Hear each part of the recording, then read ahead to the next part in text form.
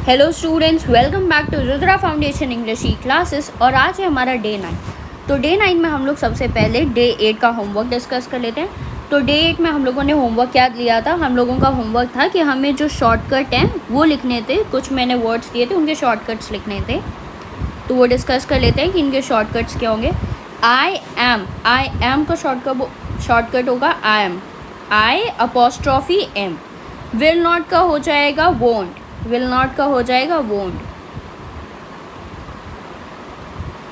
WON apostrophe T, ये हो जाएगा विल नॉट का।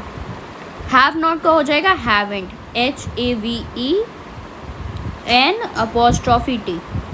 फिर उसके बाद वॉज नॉट का हो जाएगा वॉजेंट, वॉज नॉट का हो जाएगा वॉजेंट। फिर उसके बाद आता है डू नॉट का हो जाएगा डोंट, DON अपॉस्ट्रॉफी टी। फिर उसके बाद डिड नॉट आ जाएगा डिडेंट हो जाएगा, इसका हो जाएगा डिडेंट, DIDN अपॉस्ट्रॉफी टी। तो ये तो हो गया कल का होमवर्क। अब हम लोग आगे मूव ऑन करते हैं। तो हमारा नेक्स्ट काम क्या था? हम लोगों को करने थे इंटेरोगेटिव सेंटेंसेस। कौन से सेंटेंस करने थे?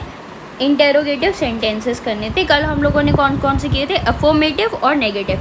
अफर्मेटिव कौन से होते हैं? अफर्मेटिव होते हैं पॉजिटिव सेंटेंसेस और नेगेटिव सेंटेंस किए थे। पॉजिटिव और नेगेटिव सेंटेंसेस किए थे। अब हम लोग आ जाते इंटेरोगेटिव में। इंटेरोगेटिव का मतलब क्या होता है? इंटेरोगेटिव मतलब क्वेश्चन वाले, जिसमें आप प्रश्न पूछे, प्रश्नवाची सेंटेंसेस।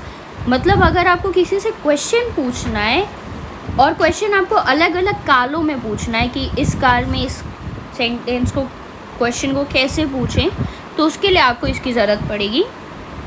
तो हम लोग आ जाते हैं। सबसे पहले इंटेरोगेटिव सेंटेंस में जो होता है, सिंटैक्स आपका बदल जाता है। सिंटैक्स मतलब बेसिक फार्मूला जिससे हम लोग सेंटेंस बनाते हैं। ऐसे सेंटेंस कैसे बनता है? सेंटेंस का सिंटैक्स यानी बेसिक फार्मूला क्या होता है? Subject plus verb plus object, subject plus verb plus object होता है। फिर उसके बाद अगर इसी को नेगेटिव में ले लें, इसी बेसिक सेंटेंस के फॉर्मूले को नेगेटिव में कैसे लिखते थे? नॉट लगा देते थे अलग अलग जगह पर। तो इंटेरोगेटिव का कैसे करेंगे, यानी प्रश्नवाची सेंटेंसेस का कैसे करेंगे? ये तो एक प्रश्न है। चलिए फाइंड आउट करते हैं कि अलग अलग कालों में इसका सिंटैक्स कैसे बदलेगा। लेकिन एक चीज़ हमेशा याद रखिएगा, इसमें जो होता है हेल्पिंग वर्ब आपका वो पहले आ जाता है और सब्जेक्ट बाद में आता है। मतलब हेल्पिंग वर्ब होगा, फिर सब्जेक्ट होगा, फिर वर्ब होगा, फिर ऑब्जेक्ट होगा। अब आप लोग बोलोगे कि ये हेल्पिंग वर्ब हमने देखा था प्रेजेंट परफेक्ट में, प्रेजेंट कॉन्टिन्यूअस में, जो भी सिंपल वाले थे, सिंपल में तो कोई हेल्पिंग वर्ब रहता ही नहीं था। जहाँ भी आप सिंपल देखोगे, सिंपल में तो कोई हेल्पिंग वर्ब था ही नहीं। तो उसमें क्या करें? उसमें भी मैं बताऊँगी, उसमें अलग चीज़ ऐड होती है। तो चलिए शुरू करते हैं। तो यहाँ पर सबसे पहले हम लोग करते हैं प्रेजेंट का सिंपल। प्रेजेंट यानी वर्तमान का सिंपल। तो प्रेजेंट के सिंपल में आप लोग डू या फिर डज ऐड कर देते हैं। डू या फिर डज ऐड कर देते हैं। क्या ऐड करते हैं? या तो डू ऐड करते हैं या फिर डज ऐड करते हैं। क्या? या तो डू या फिर डज। तो अब ये सवाल है कि डू किस में ऐड करें और डज किस में ऐड करें, ये तो एक सवाल है। तो आप लोग खुद बताइए, डू या फिर डज किस में ऐड करेंगे? अच्छा, डू और डज में अंतर बता सकते हैं आप लोग? डू या डज में अंतर देखिए क्या है। डू सिंपल है, उसमें कुछ नहीं जोड़ा, सिर्फ डू है।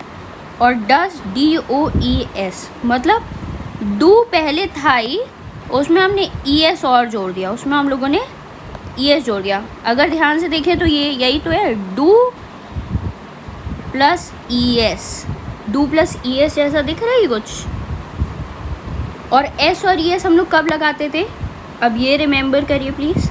S और ES हम लोग प्रेजेंट सिंपल में उसमें लगाते थे जिसमें हम लोगों के पास सिंगुलर वर्ब होता था।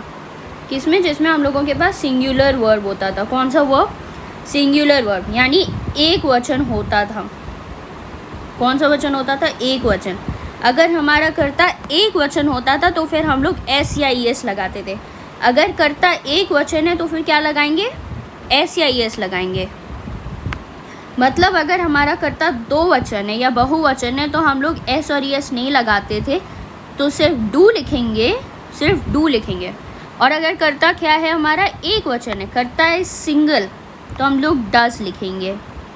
तो ये चीज़ तो क्लियर हो गई कि डू कब यूज़ करना है और डस कब यूज़ करना है। डस तब यूज़ करना है जब सिंगुलर हो यानी कर्ता एक वचन हो, और डू कब यूज़ करना है जब कर्ता बहुवचन हो। लेकिन अब यहाँ पर हम लोगों ने एक और चीज़ देखी थी, जो यू होता है और आई होता है उसके साथ हमेशा ये नहीं होता था, उसमें बदल जाता था कुछ। यू और आई, इसको हम लोग हमेशा एक वचन नहीं बहुवचन की तरह ट्रीट करते हैं। किसकी तरह? बहुवचन की तरह। यू और आई हमेशा बहुवचन में जाएगा, ये कभी एक वचन में नहीं रहता है, मतलब ट्रीट हम लोग एक वचन की तरह नहीं करते हैं। तो यहाँ पर लिखा है do I have a car. Do I have a car, क्या मेरे पास गाड़ी है। देखिए सबसे पहले इसे हम लोगों ने इसमें लिखा अफर्मेटिव में, मतलब सिंगल में। देखिए क्या लिखा था हम लोगों ने, आई हैव अ कार लिखा था। आई क्या है? आई सब्जेक्ट है। यहाँ पे हैव क्या है? हैव आप लोग बोलेंगे यहाँ पर तो हैव हम लोगों ने कहीं वो पढ़ा था, हेल्पिंग वर्ब।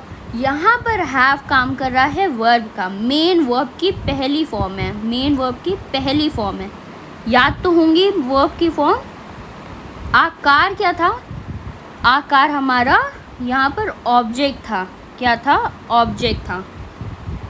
तो ये क्या हो गया था, मतलब अगर हमने पॉजिटिव में सामान्य प्रेजेंट को लिखा, सिंपल प्रेजेंट को लिखा, तो हमने उसे लिखा subject plus verb plus object. उसी को हम लोगों को नेगेटिव में लिखना था, तो हम लोगों ने डू नॉट लगा दिया। क्या लगा दिया? Do not. डोंट का मतलब क्या होगा? डू नॉट होगा। तो I do not have a car कर दिया। तो यहाँ पे डू नॉट क्या हुई? हमारी डू नॉट हेल्पिंग वर्ब थी, डू प्लस नॉट कर दिया था। अब उसी को हम लोगों को प्रश्न में लिखना है। मतलब एक तो हो गया मेरे पास गाड़ी है, दूसरा हो गया मेरे पास गाड़ी नहीं है। अब अगर मुझे पूछना है क्या मेरे पास गाड़ी है, तो मैं बोलूँगी do I have a car. अब इसका सिंटैक्स क्या है? इसका सिंटैक्स है डू मतलब हेल्पिंग वर्ब। डू क्या है हमारा यहाँ पे? हेल्पिंग वर्ब है, उसमें हमने आई जोड़ा। आई क्या है? आई सब्जेक्ट है। और हैव क्या है? हैव वर्ब है, वर्ब की पहली फॉर्म है, ये हम लोग पहले ही डिस्कस कर चुके हैं। आकार क्या है? ऑब्जेक्ट है। मतलब हमारा जो वो हो गया इंटेरोगेटिव सिंपल प्रेजेंट का, वो क्या हो गया? मेन वर्ब कब आया? तीसरा आया। सब्जेक्ट कब आया? सब्जेक्ट दूसरा आया। ऐसे हमेशा सब्जेक्ट क्या आ रहा था? सब्जेक्ट पहला आ रहा था, लेकिन यहाँ पे सब्जेक्ट क्या आ गया? दूसरा आ गया। और सबसे पहले बाजी मार गया हेल्पिंग वर्ब, सबसे पहले हेल्पिंग वर्ब आ गया। तो ये तो हो गया सिंपल प्रेजेंट का प्रश्नवाची, सिंपल प्रेजेंट का इंटेरोगेटिव। फिर हम लोग आ जाते इसी में आगे है प्रेजेंट कॉन्टिन्यूस। इसी में भी पहले हेल्पिंग वर्ब, फिर ऑब्जेक्ट, फिर उसके बाद मेन वर्ब की आईएनजी फॉर्म लग जाएगी। जैसी जैसी फॉर्म इसमें चल रही है वैसी फॉर्म लगेगी। फॉर्म सेम रहेगी, मेन वर्ब की फॉर्म नहीं बदलेगी, बस उसमें आगे की चीज़ें ऐड हो जाएंगी। फुटबॉल नाउ ये हो जाएगा। अच्छा, इंटेरोगेटिव की सिंटैक्स में एक और चीज़ है, हमेशा ये प्रश्नवाची चिन्ह क्वेश्चन मार्क ज़रूर लगेगा। क्वेश्चन मार्क कुछ ऐसे बनाते हैं, कुछ ऐसे बनाते हैं, जैसे भी बनाते हैं क्वेश्चन मार्क ज़रूर लगेगा। क्वेश्चन मार्क मस्ट है। तो इसमें सिंटैक्स क्या हमारा? सिंटैक्स ये रहेगा हेल्पिंग वर्ब, फिर उसमें क्या हमने ऐड किया? सब्जेक्ट ऐड किया, फिर उसमें हम लोगों ने वर्ब ऐड किया। वर्ब की फॉर्म डिफर करती जाएगी। सिंपल प्रेजेंट में वर्ब की पहली फॉर्म, प्रेजेंट कंटिन्यूस में आईएनजी, प्रेजेंट परफेक्ट में थर्ड फॉर्म हो जाएगी, फिर उसके बाद प्रेजेंट परफेक्ट कंटिन्यूस में आईएनजी हो जाएगा। फिर से जैसे जैसे फॉर्म चल रहा है वैसे वैसे फॉर्म चलेगा, मैं ये बताऊंगी नहीं, ठीक है।